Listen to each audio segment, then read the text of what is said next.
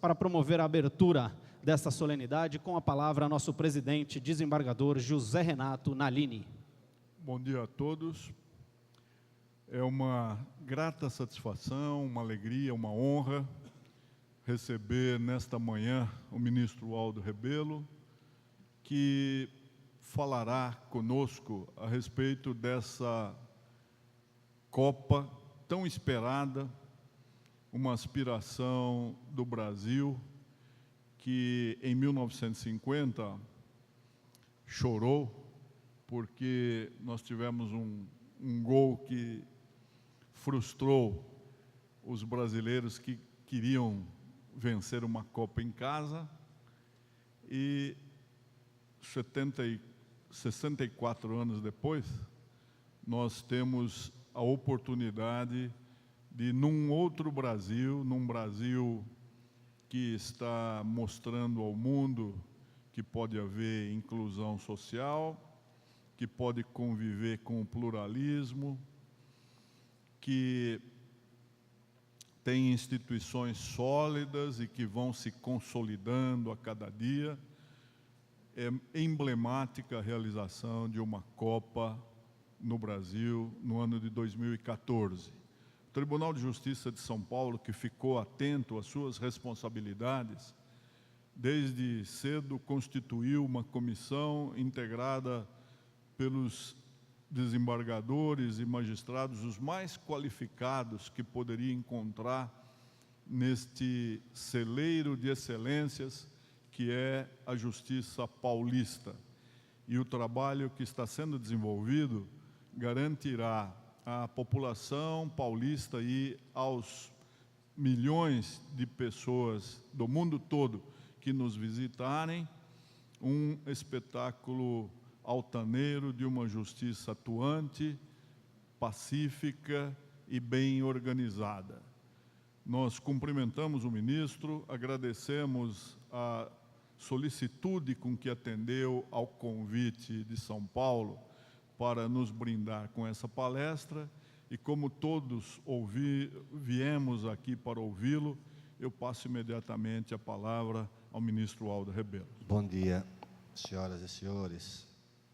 Prezado presidente, desembargador José Roberto Nalini, muito obrigado pelo honroso convite e pela acolhida. Minhas senhoras e meus senhores, a Copa do Mundo não é apenas o maior evento esportivo do planeta. Ele é o maior evento do planeta. É o mais esperado, é o mais acompanhado, é o que gera mais expectativas e mais disputas entre os países para sediá-lo. Em uma modalidade esportiva, que é o futebol, 32 países disputam o troféu entre as melhores seleções do planeta. O Brasil é o único país que disputou todas as Copas organizadas até hoje. O Brasil provavelmente contribuiu para que o futebol se tornasse esse esporte universal, que ultrapassa as fronteiras dos continentes, das culturas, das religiões. É o esporte preferido entre os seguidores de Meca e do Vaticano, ao mesmo tempo. Na China, na África, na Europa, na América Latina, na Ásia. É o esporte mais popular. Fugiu ao destino de alguns dos esportes criados pelos anglo-saxões de ser popular em poucos países, como é o caso do próprio futebol americano, do rugby, que são esportes populares em poucos países. O futebol é universal. Para a cobertura da Copa do Mundo, há inscritos, credenciados oficialmente, mais de 18 mil jornalistas, além de um número um pouco maior de jornalistas não credenciados que acompanharão a realização da Copa do Mundo no Brasil. E por que essa é uma Copa tão esperada? Exatamente por ser no Brasil, país que teve um papel-chave na universalização desse esporte. E a particularidade da nossa reunião ocorrer no estado de São Paulo é que é São Paulo o berço do futebol no Brasil. Foi um jovem nascido em São Paulo, filho de ingleses, que ao voltar da Inglaterra trouxe na sua bagagem os instrumentos, as regras do futebol, bolas, câmaras para encher essas bolas, e realizou aqui em São Paulo a primeira partida de futebol. Há quem reivindique esse pioneirismo. Os jesuítas dizem que iniciaram esse jogo de futebol nas escolas antes da primeira partida, organizada pelo Charles Miller. Mas é uma bela disputa também, porque foram jesuítas dos colégios de São Paulo que reivindicam também esse pioneirismo. São Paulo ajudou o Brasil a conquistar o seu primeiro título internacional. Em 1919, o primeiro campeonato sul-americano, realizado no Rio de Janeiro, o Brasil alcançou o título com um gol de Frenderrache, que era paulistano, filho de um alemão com uma lavadeira negra, e o passe para o gol do Frenderrache foi do Heitor, jogador do glorioso Palestra Itália. Então, devemos a São Paulo e a dois paulistanos a primeira vitória do Brasil num torneio internacional, o Sul-Americano do Rio de Janeiro, em 1919. E com todo o respeito às gloriosas agremiações dos estados irmãos do Brasil, os clubes de São Paulo ajudaram a cobrir de glórias o futebol brasileiro, com as suas conquistas internacionais e nacionais, tanto os da capital como o da nossa querida cidade de Santos, que teve nada mais, nada menos do que o melhor jogador de todos os tempos. O futebol no Brasil não foi apenas um esporte que ganhou rapidamente popularidade. O futebol no Brasil foi também uma plataforma de lutas sociais que se travavam na sociedade no começo do século XX, uma sociedade ainda muito marcada pelos desequilíbrios, pelas desigualdades, e o futebol ofereceu ao Brasil o que nós poderíamos chamar de as primeiras celebridades de jovens pobres negros e mestiços. O futebol foi essa plataforma para usar uma expressão tão presente, de inclusão social. Foi o futebol. De afirmação do negro. Há um clássico do jornalista Mário Filho, que batiza o estádio do Maracanã, denominado Negro no Futebol Brasileiro, com um belo prefácio do Gilberto Freire, que descreve essa batalha no mundo do futebol. Não apenas para os negros, no caso de São Paulo também houve essa batalha em torno dos italianos, que criaram o Palestra Itália, e que lutaram através do futebol e no clube que organizaram para reunir uma comunidade muito dispersa e muito fragmentada, porque no começo do século, quanto tempo fazia da unificação da Itália? Muito pouco tempo, algumas décadas. Então a comunidade não era uma comunidade italiana, era uma comunidade das comunidades que formavam a Itália unificada, muito dispersa. E pelo clube, pelo futebol, eles encontraram um ambiente de unidade e de identidade no país que escolheram, que vieram para viver. E nessa cidade de São Paulo, nos anos 20, se falava mais o italiano do que o português. Tal a quantidade de italianos aqui vivendo. No Rio de Janeiro, clubes como o Vasco da Gama, o Bangu, que acolheram os primeiros operários, os primeiros mulatos, mestiços e negros, também enfrentaram a resistência, porque no começo o futebol era praticado nos clubes de elite, tanto de São Paulo como do Rio de Janeiro. Tanto é que era jogado pela manhã o futebol, logo após a missa. Havia os jogos de futebol. Com a popularização do futebol, naturalmente, os jovens das equipes, dos clubes de elite, passaram a conviver também no campo com jovens de origem humilde, de origem pobre, né? Embora em alguns casos eles pudessem jogar, embora não frequentassem os clubes.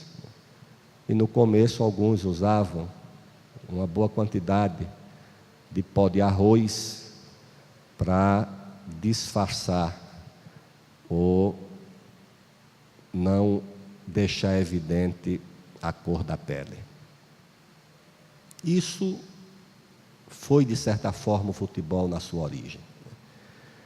Curiosamente também, foi, hoje não é mais, mas foi uma das poucas instituições surgidas e consolidadas à margem do Estado e do mercado. Poder-se-ia dizer que na sua origem o futebol era uma instituição sem governo e sem patrão. Não havia uma presença marcante do Estado. O Estado, quando chegou, foi já em 1940, quando Getúlio, percebendo a dimensão política da prática do futebol, criou o Conselho Nacional de Desporto, o CND. Getúlio percebeu isso. O Getúlio também criou a Liga das Escolas de Samba. Getúlio percebia nas manifestações culturais ou identitárias da população uma forma também de amalgamar um projeto nacional que tinha em mente. Tanto é que compareceu aqui em São Paulo, ele veio na inauguração do Pacaembu, em 1940. E deu ao futebol, porque também havia dificuldade da organização da seleção brasileira, porque os cariocas e os paulistas não se entendiam. Quando a seleção era convocada no Rio, São Paulo não se apresentava. E quando a seleção era convocada em São Paulo, o Rio não se apresentava. Foi o Getúlio que tornou obrigatória a cessão de jogadores para a seleção brasileira. Acho que na Copa do Mundo de 30, nós só tivemos um jogador de São Paulo convocado. Todos os outros eram do Rio de Janeiro. E com o Conselho Nacional de Desporto, criou-se o mecanismo de dar à seleção brasileira essa representação simbólica do país, e isso teve, naturalmente, a percepção do próprio Getúlio. A presença do mercado é ainda mais tardia. Até os anos 80, o futebol era uma atividade semi-amadora. O jogador era quase um artesão financiado pelos admiradores da sua arte. Não havia o patrocínio de grandes empresas como há hoje. Os jogadores tinham seus salários e a sua remuneração asseguradas pelo público, pelo torcedor.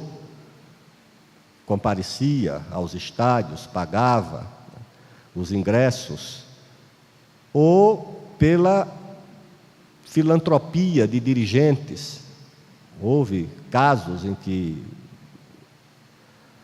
torcedores ilustres e empresários dos clubes compravam passe de jogadores e doavam aos seus clubes.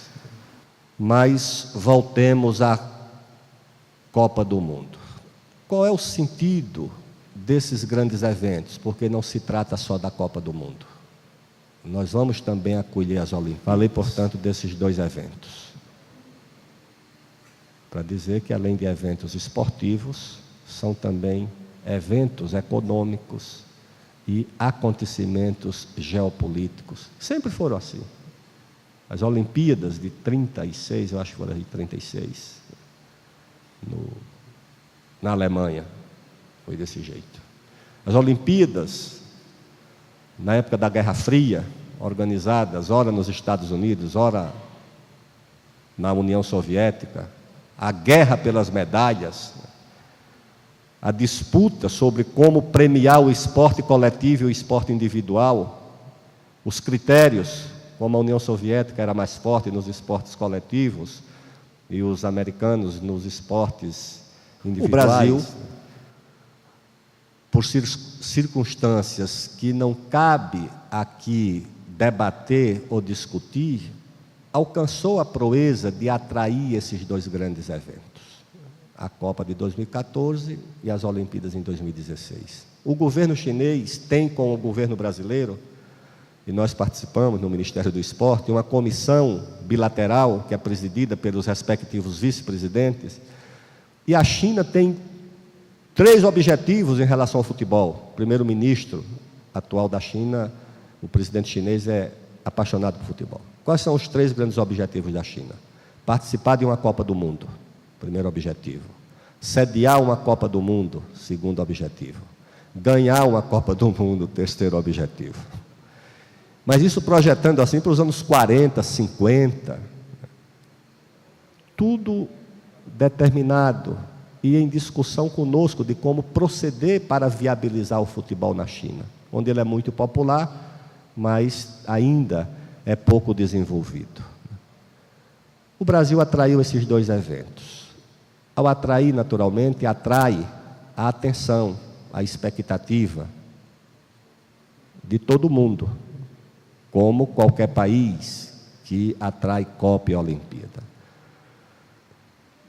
Aí há projeções sobre os diversos impactos que o futebol, que a Copa do Mundo pode exercer no país. Impactos socioeconômicos, por exemplo, estudos de mercado, como a da consultoria norte-americana, Ernst Young, que fez um trabalho aqui com a Fundação Getúlio Vargas, para o mercado. Segundo esse estudo, a Copa do Mundo pode gerar até 3.600.000 empregos no Brasil. Foi um estudo feito para o Brasil, para a Copa de 2014. 3.600.000 empregos. É mais do que um Uruguai de empregos que a Copa pode gerar. Para cada R$1 investido pelo poder público, a Copa atrai R$3,4 de investimentos privados. A Copa é, essencialmente, diferente da Olimpíada, um evento privado. Nós precisamos criar uma infraestrutura não apenas para a formação dos nossos atletas, mas para a venda desses serviços futebolísticos. Nós não podemos viver de transferir o artista e importar o espetáculo, que é o que nós fazemos. Nós vendemos o Neymar para o Barcelona e compramos um pacote que tem os jogos do Barcelona para a gente assistir. É assim que não pode ser desse jeito. Então, esses estádios, eles podem ajudar nesse aspecto e nesse sentido. Eu fui agora visitar esses centros de treinamento aqui em São Paulo, aqui em Itu, Porto Feliz, Campinas, vou a Sorocaba também, Águas de Lindóia, porque isso é um patrimônio que nós estamos construindo para o futebol brasileiro, para elevar a participação do nosso futebol no PIB brasileiro e no PIB mundial do futebol. E a Copa do Mundo nos oferece essa oportunidade, ela é um desafio. Eu digo para a FIFA, e com todo o respeito pela Copa, esse não é nem o maior e nem o principal, nem o mais importante desafio que nós já enfrentamos. Nós construímos um país com 200 milhões de habitantes, que está entre as 10 maiores economias do mundo. Nós temos metrópoles globais, como São Paulo, com infraestrutura capaz de oferecer serviços, eventos, como qualquer outra metrópole do planeta. Nós temos orgulho de um país que tem 16 mil quilômetros de fronteiras, sem 1 centímetro de litígio com nenhum vizinho. Vi um caso, presidente Nalini, em Roraima, que é paradigmático, que um cidadão construiu uma casa na linha imaginária da fronteira. Então, a cozinha dele ficou na Venezuela e a sala ficou no Brasil. Imagina o lugar do mundo onde isso não geraria. Está lá a casa até hoje. Ou seja, isso não gerou nenhum clima de hostilidade, nenhum problema maior de diplomacia. E a Copa desencadeia essas paixões, naturalmente, desencadeia os conflitos que naturalmente surgem nessas horas. Nós estamos falando, mas tem uma turma que é contra a Copa. Em 50 foi a mesma coisa também. Estava ali se fazendo o Maracanã, e um jovem vereador da UDN, Carlos Lacerda, dizia, mas como vai fazer um estádio onde não existe nenhum hospital inacabado? Era essa a polêmica. E o Mário Filho, que trabalhava na época, acho que no jornal Globo, fez uma campanha, defendeu. Outros vereadores, inclusive da UDN, também defenderam, e no fim o Maracanã foi construído. Não há um conflito entre a Copa do Mundo, a saúde, a educação. Não há desvio de 1 centavo de recurso da educação ou da saúde para o futebol. O Ministério do Esporte, que nunca recebeu recurso como recebe hoje, não tem 1% do orçamento da educação e da saúde. Tem 1%. São investimentos pequenos no esporte. E não saiu dinheiro do Ministério para o futebol. O dinheiro do Ministério sai para construir, cobrir 5 mil quadras, construir 5 mil quadras, construir 260 e poucos centros de iniciação ao esporte, fazer o maior centro paralímpico do mundo, que nós vamos fazer aqui na cidade de São Paulo. Reformar o Baby Barione, que está ali, uma estrutura importante na cidade de São Paulo.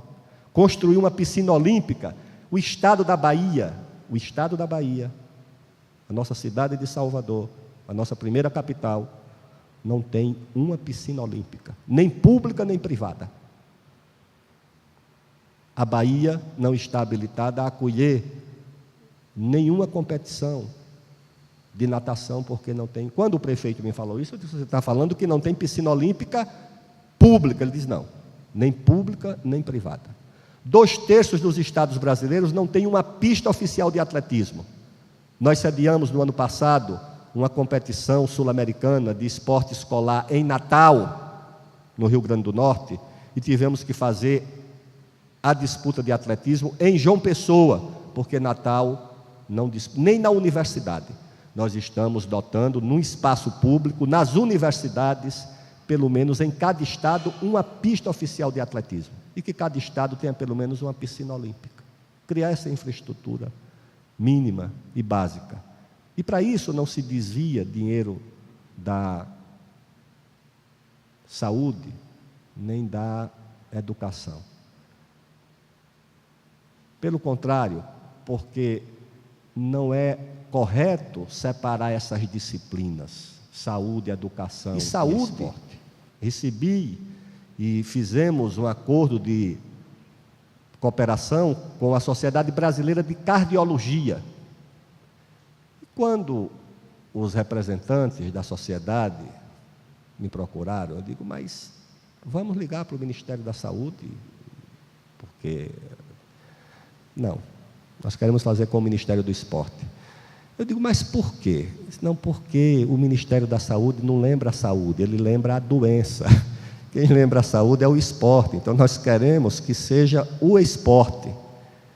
E fizemos um programa de cooperação. Não há como construir uma muralha da China, um abismo separando o esporte da educação e da saúde. E a Copa do Mundo, como tudo, hoje, como os grandes eventos, há uma combinação de interesses do mercado, de interesse público, de interesse nacional, de lazer, de entretenimento, como todos os grandes eventos. 2 palavras sobre o que deveria ser o objeto da minha exposição, que é a Copa e o mundo jurídico. Mas não tomem a omissão até agora como um desprezo pelo tema. Tomem como um reconhecimento à eficiência com que os senhores trataram o assunto até o presente momento. Acho que, desse ponto de vista, as coisas no Brasil estão muito bem encaminhadas. Nosso país tem uma cultura jurídica consolidada, tem uma base jurídica muito sólida, tem uma estrutura no Poder Judiciário e na advocacia que tem tradição, habilidade para responder aos desafios. E o que o Brasil construiu de compromissos para realizar a Copa, que estão nos acordos assinados pelo governo federal, pelas cidades sede e pelos governos estaduais, deu base à votação da lei que permitiu as desonerações tributárias e, em seguida, a Lei Geral da Copa, para permitir que o Brasil cumprisse os compromissos assinados por todos os candidatos. Na área do direito esportivo, nós também temos uma presença importante. E o governo confia plenamente nos nossos tribunais para dirimir disputas, divergências.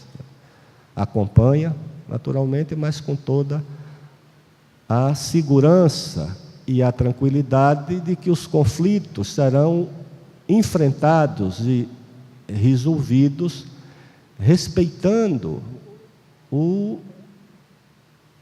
o interesse ou os interesses diversos. Há os interesses de propriedade intelectual, os interesses dos organizadores, os interesses dos patrocinadores, todos legítimos. Há o interesse do consumidor, há o interesse público, há o interesse nacional. E a solução que assegure a César o que é de César e a Deus o que é de Deus. O direito tem exatamente, e a lei principalmente, essa finalidade de proteger, muitas vezes, interesses que são conflitivos, que são contraditórios e que são legítimos. Esse é o papel da justiça. E nós temos plena confiança. Há iniciativas, ações e trabalho, no Conselho Nacional de Justiça, no Conselho Nacional do Ministério Público. Acho que há a criação e a atuação da justiça dentro e fora dos estádios, para julgamento sumário de conflitos, de demandas. Nós temos essa segurança, nós temos essa confiança. Acho que, se tivermos problema na Copa, não é propriamente essa a área vulnerável. Acho que nós... Há o problema de segurança. Vai, como é que vai? Manifestações, eu disse, olha, manifestação no Brasil, há regras na Constituição e na lei. As manifestações pacíficas são permitidas e protegidas por lei. As manifestações violentas não são protegidas nem permitidas. O que há de se discutir mais? É a aplicação da lei. Não há o que se fazer além da aplicação da lei. No caso das manifestações pacíficas e no caso das manifestações violentas. Não há por que transformar esse assunto numa pauta extraordinária. Então, senhor presidente, mais uma vez agradeço, além da atenção, do honroso e acolhedor convite, a paciência dos nossos desembargadores em ouvir essa ladainha demorada, tá certo? E espero que esse seja um episódio, de uma convivência que eu teria muito prazer em cultivar. Muito obrigado mais uma vez.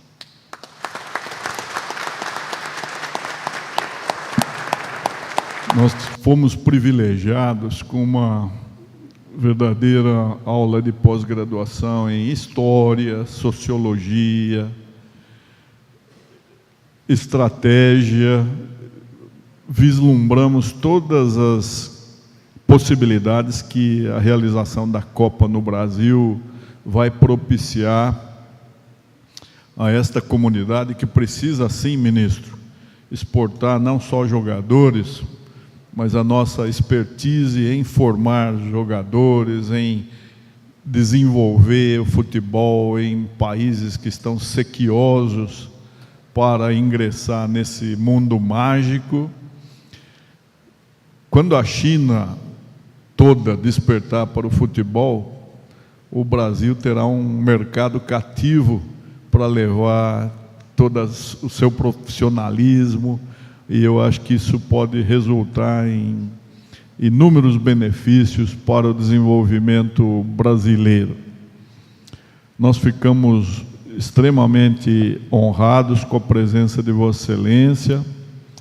O Tribunal de Justiça de São Paulo não tem como externar o seu reconhecimento, a sua gratidão, senão oferecendo a Vossa Excelência uma modesta prova de que, nesta manhã de 27 de fevereiro, o ministro Aldo Rebelo, representando esse importantíssimo setor de esportes na República Federativa do Brasil, esteve partilhando a sua experiência, o seu idealismo, com desembargadores, magistrados, funcionários, advogados, todos aqueles que vieram aqui ansiosos para ouvir Vossa Excelência. Então, nós entregamos a Vossa Excelência esse certificado